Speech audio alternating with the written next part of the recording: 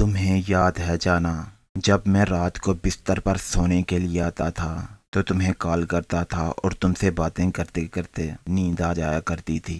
باتیں بھی تم دنیا جہان کی کیا کرتی تھی، اپنے دوستوں سے لے کر میرے دوستوں تک کسی کو نہیں بخشتی تھی۔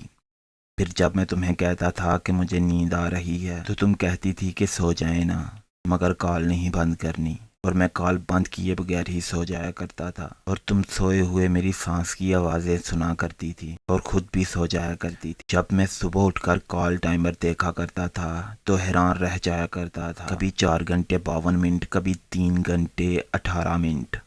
اگلے دن بھی مجھ سے پہلے جاگ جایا کرتی تھی، اور گڈ مارننگ کا میسج بھی پہلا تمہارا ہی آتا تھا۔ زندگی سر پہ دوڑ رہی تھی اور بے انتہا خوبصورت، اور آج تک یہ موڑ کر بھی نیند نہیں آتی۔ پتہ نہیں تم نے مجھ سے کس بات کا انتقام لیا، کیوں میری زندگی کو ہمیشہ کے لیے اندھیروں کے حوالے کر دیا۔